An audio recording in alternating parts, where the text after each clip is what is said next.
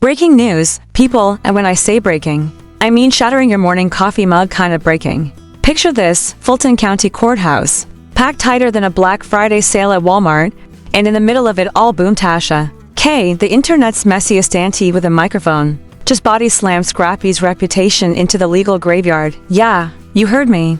In front of a judge with cameras rolling. And oh, did I mention the secret footage? Yeah, the kind they swore didn't exist? The kind that accidentally fell into the wrong Dropbox folder. Oh, baby. It's here, and it's uglier than your ex's Facebook photos from 2009. Now, tell me, when was the last time you saw a grown man in a tailored suit turn the exact color of oat milk when the receipts start rolling in? And not just any receipts, we're talking court-certified, metadata blessed, scandal-flavored receipts, the kind you don't recover from. So buckle up, because this isn't just reality TV drama. This is reality TV meets Law & Order, with a sprinkle of your career's over seasoning. And trust me, you are not ready for what Tasha pulled out in that courtroom.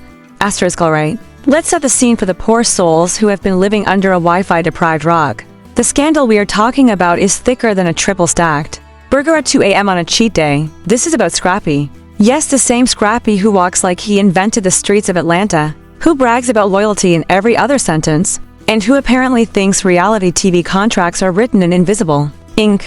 And across the courtroom from him, like the final boss in a video game, sits Tasha K, the internet's undisputed queen of I got the receipts, and I'm not afraid to print them in HD. These to have history, folks, and spoiler alert, it is not the warm fuzzy kind you reminisce about over coffee. This is a saga dripping in betrayal, backroom deals, and the type of drama that makes you pause Netflix just to grab popcorn. From the moment the courthouse doors opened, the air was thick with perfume, power, and paparazzi flashbulbs. Scrappy tried to play it cool, rocking that dark gray suit like he was at a photo shoot instead of a public reckoning, but the twitch in his jaw gave him away. Tasha, on the other hand, walked in with the kind of energy that says, I did not come to play. I came to end careers.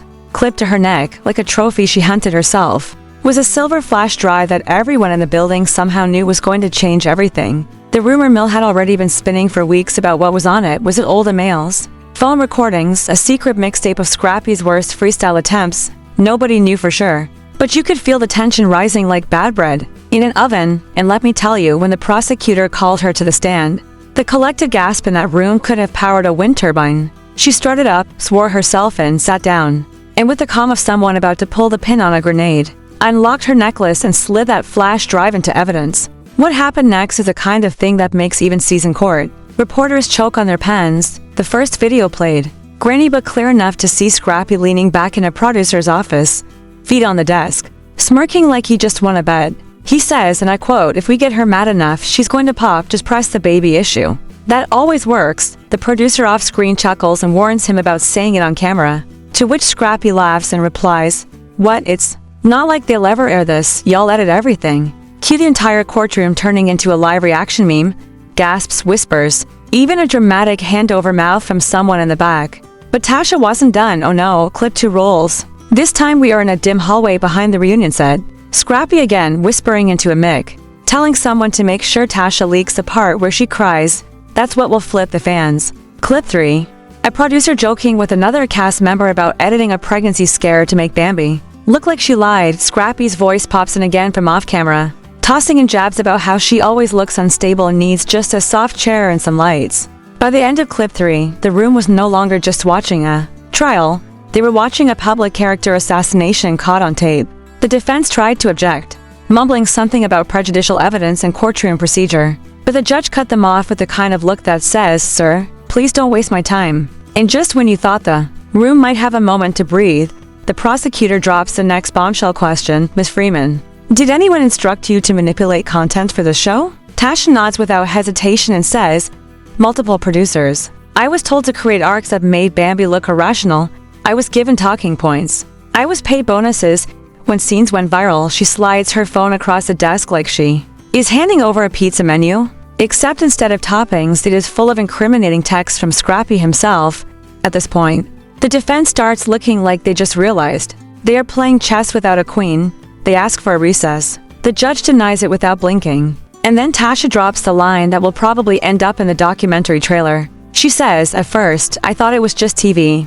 But when Bambi called me crying after a reunion taping, when I realized we had mic'd her dressing room without her knowing, I knew we weren't just documenting drama, we were engineering destruction. The courtroom freezes, the air feels heavier, and somewhere in the gallery you can hear a pen drop and drop. The silence in that room was the kind that makes your ears ring, as if everyone's brains were collectively trying to process what had just been said. Scrappy leaned forward in his seat, clasping his hands like he was praying for the floor to open up and swallow him whole. The prosecutor wasted no time capitalizing on the moment, leaning in with that slow, deliberate voice attorneys use when they know they are about to land a knockout punch. And can you confirm for the court that the payments for these bonuses came directly from accounts connected to Mr. Scrappy? The defense objected again, but the judge barely glanced at them before overruling. Tasha reached into her bag and pulled out what looked like a manila folder but felt like a coffin being delivered in paper form. She opened it and revealed bank statements, transfers, and payment receipts, all neatly highlighted in fluorescent yellow like a crime scene marked for the cameras. The prosecutor asked her to read aloud the sender's name. Tasha didn't even hesitate.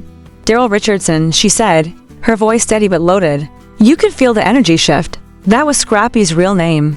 The one he tries to keep tucked behind his stage persona like an old embarrassing yearbook photo. The room reacted instantly. A ripple of murmurs and sideways glances that spread like wildfire. Scrappy's lawyer shuffled papers, pretended to look for something, anything that could discredit what had just been said, but it was useless. The damage had been done and everyone in that room knew it. Then came the moment that took the scandal from courtroom drama to full-blown media nightmare. The prosecutor turned on the projector again, and this time it wasn't backstage footage or sneaky audio. It was a leaked video call recording. Scrappy on screen in his living room, drink in hand, laughing with someone off camera. He was saying how easy it was to spin narratives on reality TV, how fans believe anything as long as you give them the right camera angles and a good cry scene. He joked about how he could make a villain look like a victim in a single edit, and how the reunion specials were gold mines for stirring chaos. As the video ended, you could almost hear the collective click of journalists' pens scribbling the headline of the year. The judge called for order, but the whispers wouldn't stop. Outside the courthouse, reporters were already setting up for the evening news, and you knew this was going to be everywhere within hours. Inside, Scrappy sat frozen, eyes locked on the table in front of him, while Tasha leaned back in her chair with that unshakable calm. Like a storm had just passed and she was still standing.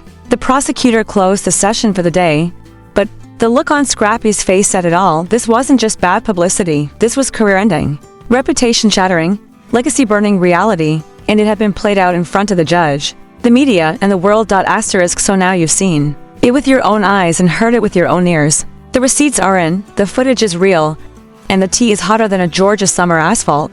The question is, what happens next? Will Scrappy somehow Houdini his way out of this mess? Or is this the end of the road for his street prince crown? Will more footage mysteriously surface? Or has Tasha K already played her final card? And most importantly, who's pulling the strings behind all this chaos? Because if you think this was just about a court case, oh honey, you're missing half the picture. This is about power, money, and the kind of ego that doesn't go down without a fight. Now I want to hear from you. Drop your wildest theories in the comments. Tell me whose side you're on and don't hold back. You know I read them all. Smash that like button if you live for these courtroom takedowns. Hit subscribe if you're ready for the next round of chaos, and turn on notifications so you don't miss a single drop of the tea, because trust me, this story, it's far from over. So now you've seen it with your own eyes and heard it with your own ears. The receipts are in, the footage is real, and the tea is hotter than a Georgia summer asphalt. The question is, what happens next? Will Scrappy somehow Houdini his way out of this mess? Or is this the end of the road for his street prince crown? Will more footage mysteriously surface? Or has Tasha K already played her final card? And most importantly, who's pulling the strings behind all this chaos? Because if you think this was just about a court case, oh honey, you're missing half the picture. This is about power, money, and the kind of ego that doesn't go down without a fight. Now I want to hear from you. Drop your wildest theories in the comments. Tell me whose side you're on, and don't hold back. You know I read them all. Smash that like button if you live for these courtroom takedowns. Hit subscribe if you're ready for the next round of chaos, and turn on notifications so you don't miss a single drop of the tea, because trust me, this story, it's far from over. And when the next chapter drops, you'll want to be front row, popcorn in hand, ready to watch the empire crumble, piece by piece.